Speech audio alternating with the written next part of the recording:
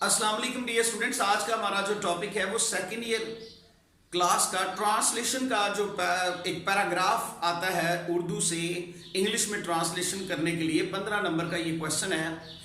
इसमें स्टूडेंट्स बहुत ज़्यादा परेशान होते हैं। उसकी बुनियादी वजह यह है कि वो 10th क्लास में जो पैराग्राफ आते हैं वो कुछ मखसूस पैराग्राफ होते हैं जिनको वो याद कर लेते हैं और वही उन्हीं पैराग्राफ में से एक पैराग्राफ एग्जाम में आ जाता है और जिसको वो अच्छे तरीके से कर लेते हैं। लेकिन सेकंड ईयर क्लास में प्रॉब्लम ये होती है कि ये अनसीन पैसेज आता है, हमें आइडिया नहीं होता कि किस किस्म का, किस नौयत का और कौन सा पैराग्राफ आएगा, जिसकी वजह से स्टूडेंट्स जो है वो परेशान होते हैं। डियर स्टूडेंट्स, अब आपको परेशान होने की जरूरत नहीं है। आज से हम इंशाल्लाह 15 डेज का हमने ये बनाया है कि 15 दिन के अंदर हम ये पैराग्राफ वाला जो क्वेश्चन है, ये जो ट्रांसलेशन वाला 15 मार्क्स का क्वेश्चन है, इंशाल्लाह हम इसको अच्छे तरीके से सॉल्व कर लेंगे। और इसके साथ साथ हम पास पेपर्स में से जो क्वेश्चन आया हुआ है पैराग्राफ का, उसको भी हल करने की कोशिश करेंगे।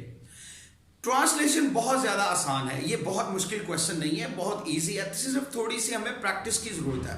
डियर स्टूडेंट्स, आज हम आपसे शेयर करते हैं कि किस तरह से हम ट्रांसलेशन का क्वेश्चन है इसको बेहतर तरीके से अटेम्प्ट कर सकते हैं और अपने 15 मार्क्स को किस तरह से गेन कर सकते हैं। डियर स्टूडेंट्स, देखते हैं। सबसे पहले ट्रांसलेशन का जो तरीकाकार है, इसको समझने से पहले हमें दो चीजों की जरूरत है। नंबर 1, हमें पहले चीज तो हमें पता होना चाहिए कि उर्दू का फिक्रा और जो इंग्लिश का सेंटेंस है उसमें फर्क क्या होता है। डियर स्टूडेंट्स, सबसे पहले हमारे पास अगर उर्दू का फिक्रा कोई आता है, मिसाल के तौर पर अली फूल तोड़ता है, इस जुमले के अंदर सबसे पहले हमें फाइल का पता होना चाहिए, मफूल का पता होना चाहिए और फिर फेल का पता होना चाहिए, जो कि उर्दू की तरतीब है। सबसे पहले जुमले में आया फाइल, काम करने वाले को कहते हैं। अली फूल तोड़ता है, अब क्या तोड़ रहा है? फूल। जिस पर काम हो रहा हो, जिसके साथ काम हो रहा हो, जिसके लिए काम हो रहा हो, वो हमारे पास ऑब्जेक्ट होता है, या जो किसी भी काम को जो रिसीवर होता है वो।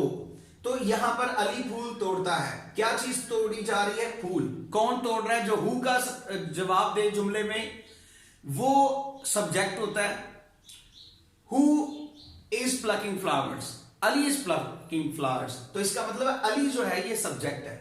डियर स्टूडेंट्स, इसमें फाइल सबसे पहले आता है, मफूल दूसरे नंबर पर आता है और फेल जो है वो तीसरे नंबर पर आता है। ये जुमले की तरतीब है उर्दू में। लेकिन इंग्लिश में देखिए, सब्जेक्ट सबसे पहले आता है। जो इंग्लिश का स्ट्रक्चर है वो ये है कि सबसे पहले सब्जेक्ट आएगा, फिर वर्ब आएगी, फिर ऑब्जेक्ट। जैसे मिसाल के तौर पर अली प्लक्स फ्लावर, तो इस सेंटेंस में सब्जेक्ट अली है, अली सबसे पहले आया। वर्ब जो है वो प्लक्स है, वो दूसरे नंबर पर आया और ऑब्जेक्ट तीसरे नंबर पर आया जो कि फ्लावर है। डियर स्टूडेंट्स, जब हम ट्रांसलेशन करते हैं तो हमें थोड़ा सा ख्याल ये रखना होगा कि उर्दू के फिकरात हमारे पास होंगे, उसमें सबसे पहले जब जुमला शुरू होगा सबसे पहले फाइल होगा, फिर मफूल होगा और फिर फेल होगा। जबकि इंग्लिश में ऐसा नहीं है। इंग्लिश में थोड़ी सी इसकी जो स्ट्रक्चर है वो चेंज है। हम सबसे पहले सब्जेक्ट लिखते हैं, फिर वर्ब लिखते हैं, फिर ऑब्जेक्ट लिखते हैं। डियर स्टूडेंट्स, इस सेंटेंस को कोई भी उर्दू का जब आपके पास फिक्र आएगा तो उसमें हमने ये तलाश करना होगा कि सब्जेक्ट कौन सा है, फिर वर्ब कौन सा है और ऑब्जेक्ट कौन सा है। अगर हम इन चीजों को अच्छे तरीके से समझ लेते हैं तो ट्रांसलेशन आपके लिए बहुत आसान हो जाएगी। और ये आप पिछले कई सालों से पढ़ते आ रहे हैं कि काम करने वाले को फाइल कहते हैं, जो काम हो रहा होता है उसको आप वर्ब कहते हैं, और जिस पर काम हो या जिसके लिए काम हो या जो काम को रिसीव करना होता है वो ऑब्जेक्ट होता है किसी जुमले में। डियर स्टूडेंट्स, कुछ जर्नल इंस्ट्रक्शंस हैं जो मैं आपसे शेयर करना चाहता हूं, ट्रांसलेशन में आपकी वो बहुत ज्यादा हेल्पफुल होंगी। आइए देखते हैं। सबसे पहला नंबर पर जो पॉइंट मैंने लिखा है, do not translate word to word. Dear students, ये बहुत ही एक अहम बात है, वो ये है कि किसी भी जुमले की वर्ड टू वर्ड इंग्लिश करने की कोशिश ना कीजिए, सेंस की इंग्लिश कीजिए। मिसाल के तौर पर अगर हम देखते हैं मेरा गला बैठा हुआ है, तो अगर आप इंग्लिश ये लिख देंगे माई थ्रोट इज सिटिंग, मेरा गला बैठा हुआ है। डियर स्टूडेंट्स, ये सेंटेंस गलत हो जाएगा क्योंकि हमने वर्ड टू वर्ड की इंग्लिश की। ऐसा नहीं है, सेंस की इंग्लिश करनी है। मेरा गला बैठने से मुराद ये है कि मुझसे बोला नहीं जा रहा, मेरे गले में तकलीफ है, मेरी आवाज नहीं निकल रही, ये मायने बनते हैं। तो इंग्लिश में हम कहेंगे my throat is horse, not sitting आएगा। ओके, ये था पहला रूल। दूसरा, ट्रांसलेट डायरेक्ट इनडायरेक्ट करेक्टली। जब हमारे पास कुछ ऐसे जुमले आते हैं डायरेक्ट इनडायरेक्ट में से, तो उनकी ट्रांसलेशन करने में थोड़ा सा प्रॉब्लम आती है। मिसाल के तौर पर उसने कहा कि वो बीमार है, अगर हम इसकी इंग्लिश वर्ड टू वर्ड लिखेंगे तो उसने कहा he said that he is ill, तो इसका मतलब ये गलत हो जाएगा, क्योंकि ये जो जुमला है इंग्लिश में ये हमें साफ पता चल रहा है कि ये पास्ट का है। तो हम लिखेंगे he said that he was ill, not is ill. Dear students, तीसरा हमारे पास रूल ये है कि use punctuation marks when required. Dear students, आप क्या करेंगे कि जब भी पंक्चुएशन मार्क्स जो उर्दू के पैराग्राफ में यूज होगा वो आप इंग्लिश में भी करेंगे। जैसे मिसाल के तौर पर, क्या वो कॉलेज गया, तो ये एक सवालिया जुमला है, तो हम इसमें लिखेंगे did he go to college, तो हम एंड पर क्या लगाएंगे, क्वेश्चन मार्क लगाएंगे।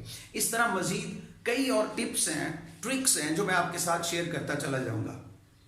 अगर आप इन चीजों को मद्देनजर रखते हुए ट्रांसलेशन करने की कोशिश करते हैं तो इंशाल्लाह मुझे उम्मीद है कि आप इस जो क्वेश्चन है इसमें पूरे नंबर हासिल कर सकते हैं। तो आइए अब हम बढ़ते हैं पैराग्राफ्स की तरफ। पैराग्राफ को करने से पहले इन सेंटेंस को समझने की कोशिश करते हैं। आप एक अच्छे इंसान हैं, आप एक अच्छे इंसान हैं। डियर स्टूडेंट्स, इसमें सबसे पहले आपकी आप अंग्रेजी करेंगे यू, हैं की अंग्रेजी करेंगे आर दूसरे नंबर पर, और अच्छे इंसान है तीसरे नंबर पर उसकी इंग्लिश करेंगे। और एक के लिए लफ्ज वन या ए इस्तेमाल होता है इंग्लिश में, इसलिए हम यहां पर ए यूज करेंगे। You are a good human या you are a good man. अगर आपको सब्जेक्ट वर्ब ऑब्जेक्ट कुछ पता नहीं है, बिल्कुल आइडिया नहीं है, कभी ट्रांसलेशन नहीं की, पहली दफा करने लगे, तभी परेशान होने की जरूरत नहीं है। करना क्या, जुमला आपने उर्दू का आपके पास है, आपने सबसे पहले जो लफ्ज आया उसकी इंग्लिश लिख देनी है, एंड पर जो आया उसकी इंग्लिश लिख देनी है, और जो दरमियान में है उसकी बाद में लिख देनी है। सिंपल।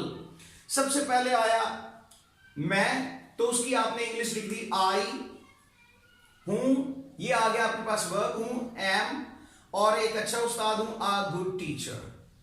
बस इतना सा काम है, आपने तरतीब लगा दी 1 2 और ये 3। डियर स्टूडेंट्स, ट्रांसलेशन कोई बहुत मुश्किल काम नहीं है, सिर्फ आपने तरतीब को समझना है, क्योंकि उर्दू के फिकरात में सबसे पहले फाइल आता है, फिर मफूल आता है, और फिर आपके पास फेल आता है।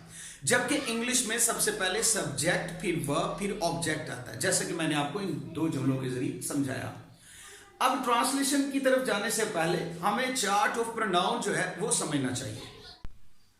Chart of pronoun, persons, first person, second person, third person singular male, third person singular female, third person, first person plural, second person plural, third person plural. First person subjective case I, objective case me, possessive case my, reflexive case myself. Second person you, your, yourself. Third person singular male he, him, his, himself. Third person singular female she, her, herself. Third person it, its, itself. First person plural we, us, are, ourselves. Second person plural you, your, yourselves. Third person plural they, them, their, themselves. Students, अगर आपको ये याद हो chart, तो ये आपकी translation में बहुत ज्यादा हेल्प करेगा। इसको अच्छे तरीके से याद कर लें। चंद चीजें मैं आपको बता रहा हूं, जिस तरह से मैंने आपको चार्ट ऑफ प्रोनाउन बताया, इस तरह कुछ टिप्स और कुछ ट्रिक्स साथ साथ बताता चला जाऊंगा, और कुछ चीजें इंपॉर्टेंट आपके साथ शेयर करता चला जाऊंगा। अगर आपको ये अच्छे तरीके से याद हो जाती हैं चीजें, तो इंशाल्लाह आपकी ट्रांसलेशन का जो क्वेश्चन है बहुत अच्छे तरीके से हल हो जाए। क्वेश्चन वर्ड्स, क्या, इन इंग्लिश वी से व्हाट, कब, व्हेन, कहां, वेयर, कितने, हाउ मैनी,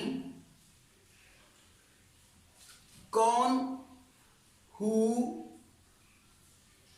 कौन सा, विच, कैसे, हाउ। स्टूडेंट्स ये जो लफ्ज हु है ये इंसानों के लिए हम यूज करते हैं, और जो लफ्ज विच है ये चीजों के लिए हम यूज करते हैं, चीजों के लिए। तो अगर आपको ये क्वेश्चन वर्ड्स आ गए हैं तो इसका मतलब है उर्दू के फिकरात में आप जब ट्रांसलेशन करेंगे तो इनकी इंग्लिश इजीली लिख लेंगे।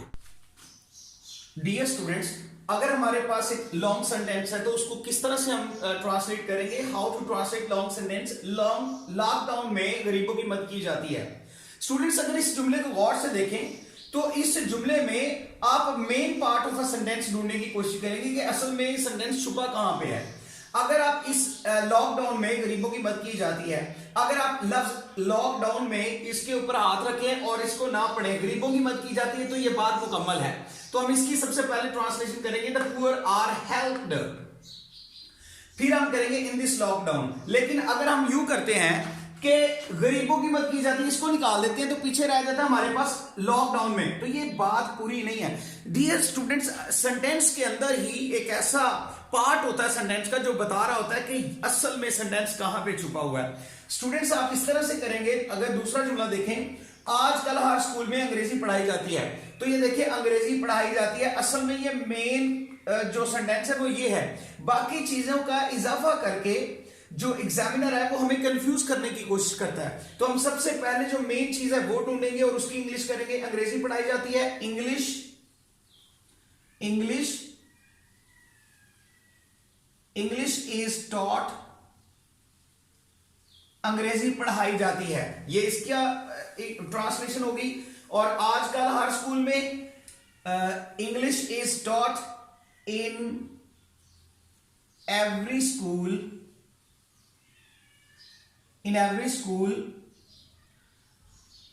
in these days।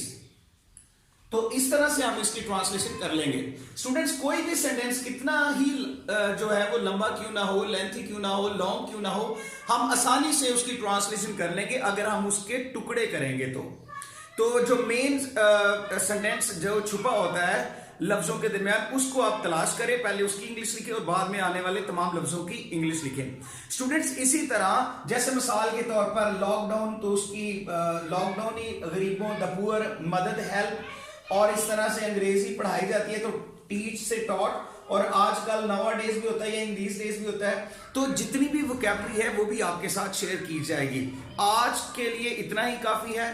तो इंशाल्लाह इसके साथ साथ हम क्या करेंगे कि जितने भी हमारे जो प्रीवियस बोर्ड्स में पैराग्राफ्स आए हैं उनको भी साथ साथ करेंगे और आपको बताएंगे कि इसकी इंग्लिश किस तरह से की जाती है। वो सारी की सारी वोकैबुलरी उर्दू से इंग्लिश की आपके साथ शेयर की जाएगी।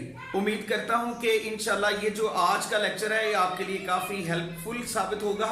मोहम्मद वकास अली को इजाज़त दीजिएगा। Thank you so much. Allah हाफिज़। Take care. Bye bye.